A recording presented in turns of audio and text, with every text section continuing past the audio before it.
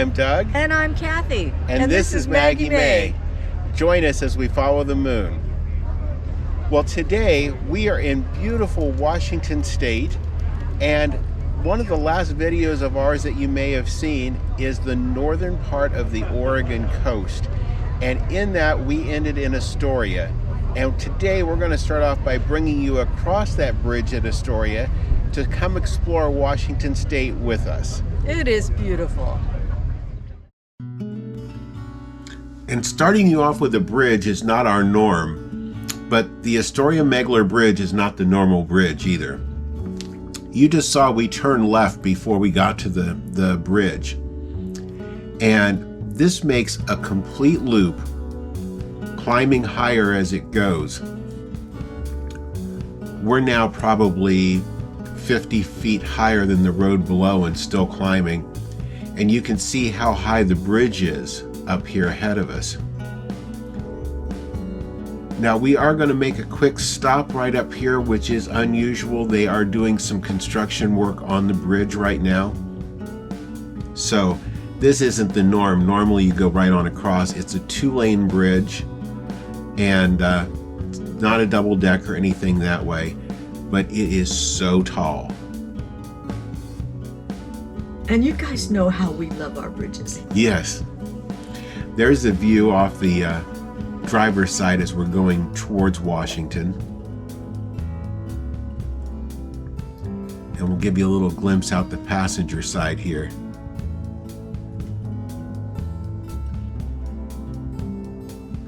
You're up really, really high. Yeah, you're up real high, and as much of a climb as this was going up here, the Oregon side is definitely taller a lot than the Washington side.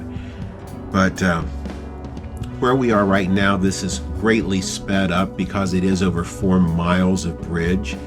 But this is actually pretty steep going down, and you realize that when you're coming back from Washington, coming back up it. Especially at nighttime, coming across the water, you see the lights coming down from the sky. You think you got visitors. Yes, yeah, that's right. It's very, very unique. All of this part of the bridge is Oregon's. And as you approach the Washington side, you'll start to see bridge works again. They're not nearly as tall. We'll slow it back down here. But this is now almost over to the Washington coast. Yeah. And that was the Washington state line we just went under. So the majority of the bridge is Oregon's, but either direction you're traveling on it, it is really, really neat. Yeah. It used to be a toll bridge. The bridge paid itself off, so there's no tolls any longer on it. When you get over here, it's immediately, as soon as you hit land, a T road. You have to choose whether you're going right or left. We went left up the 101, Cape Disappointment State Park. And this is probably maybe 10 or 15 miles into Washington is all. Yeah. This had so many shipwrecks on it back in the day that they built not only 1 but 2 lighthouses out in this area. The first one is the North Head Lighthouse. Both of these are in the same state park. So double the bang for the buck. Yeah, and this is just beautiful. This is the complex back here that you can actually, the buildings with the red roofs, you can rent them out like an Airbnb and stay in this area, which would just be fantastic. Oh, yeah. You do have a very short, with a very steady uphill climb. It's nothing too bad, and it's all paved. And then you can start to see the lighthouse over the top. And the view is just magnificent. It really is. Now, lighthouses on the West Coast are still a bit for me to get used to because I'm used to the big tall ones on the East Coast. These are setting up on top of these huge rocks, so they don't have to be as tall. Yeah. And when you consider that they were carrying whale oil or whatever the oil of the day was that they were using to light the light, shorter is better. That's right. But yeah, the view is just absolutely spectacular. This is one of the prettiest lighthouses I think I've ever seen. Yeah, it is. The marble base on it This one is just in beautiful condition.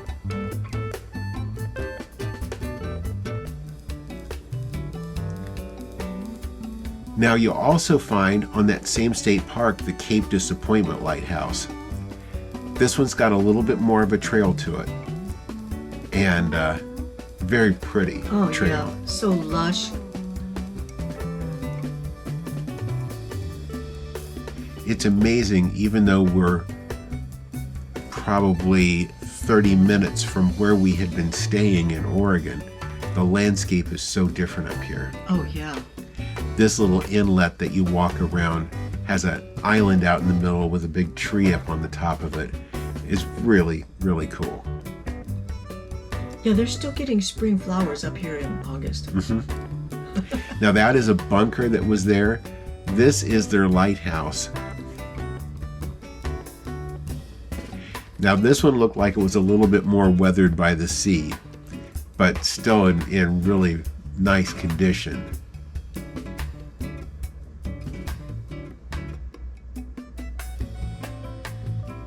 Now, are they still using this?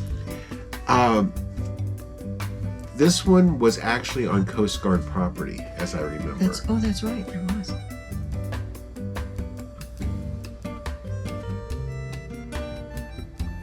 And then the cliffs around it. You'd be really thankful to see that light at night, that's for sure. Oh yeah. Also here in the park, there's a lot of Lewis and Clark information. This is a copy of a letter from them that was put up as a memorial. Now we go a little bit further up northern into Washington, and we come to Lake Cushman. We made just a quick stop there, and from Lake Cushman we went on up to Mount Walker. And Mount Walker has two different viewpoints, the northern and the southern. It's one road going up there, and when you get up almost to the top, the road tees and takes you to the two different overlooks. When it's clear, which it wasn't terribly clear the day we were there, but when it's clear, you can see the Seattle Space Needle. It's really a beautiful view. The other viewpoint on there is a loop, and it's just a very short loop off of the parking lot that goes out to the viewpoint, and just absolutely stunning views. Yeah.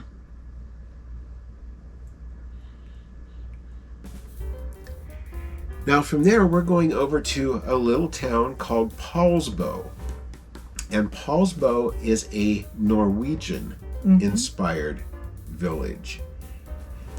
Beautiful harbor. Oh yeah.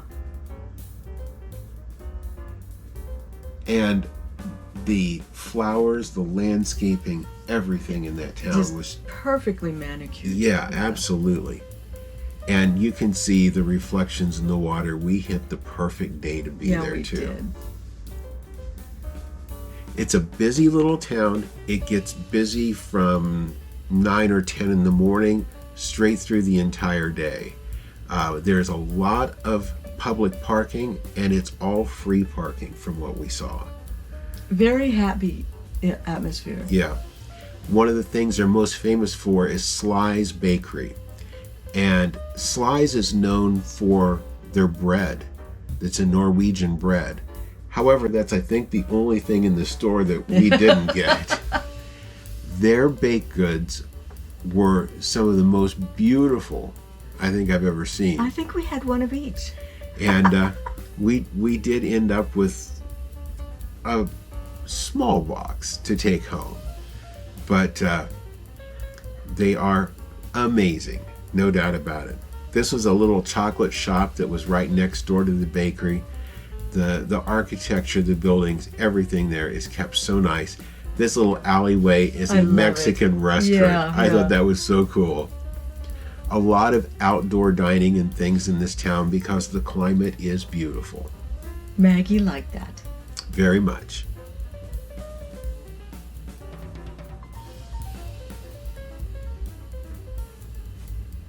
Sweet little town. Very relaxed atmosphere, but yeah, beautiful little town. So all that walking around, and this was their maritime museum that we went past, but all the walking around and carrying that big box of pastries, we worked up an appetite. That's right. So we went to JJ's Fish House for lunch, and Cathy is shellfish allergic. They were very cautious as far as the preparation and everything. Everything went off without a hitch. But no runs to the hospital. That's right. Great menu.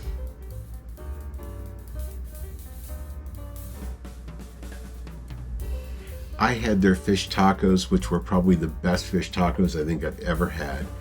You had fish and chips. They offered salmon or cod. You got the cod. Yeah, it was really good. And I also had a Seattle cider.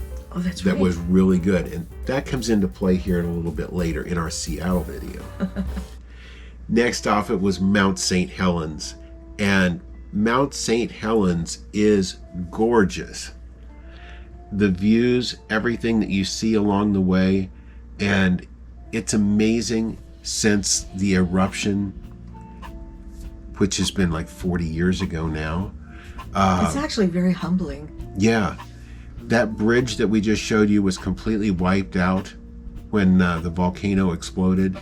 And that was the kind of the edge of it, 7.5 miles back from there, that everything within that radius was wiped out. This area had an elk viewing. You go up on the top where you can see the viewer's platform, and there were elk way out there in the distance. They did have a couple of park rangers there on staff that were lining up the telescope so that you could see out there. That's what happened to Mt St Helens. That entire top was blown off of it, and you can see by the shape now. But it's still impressive, even though it lost 1,300 feet of height in the explosion.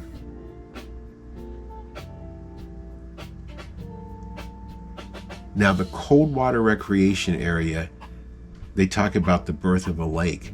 This lake was formed because of a river being rerouted from the debris flow and from rocks. You think of boulders the size of a house and larger being thrown from this.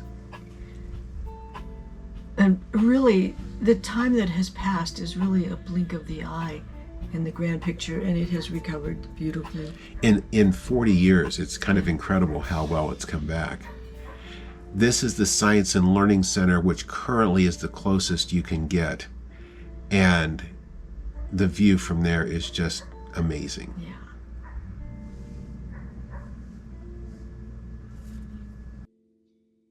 So Cathy, what did you think about our time in the western side of Washington State? It is really nice. I mean, you name it, from mountains, volcanoes, to beautiful waterscapes. Fantastic weather. And some of the luscious greens and ferns that I think we've ever hiked through. Yep. It has really, really been a lot of fun. Yes, it has.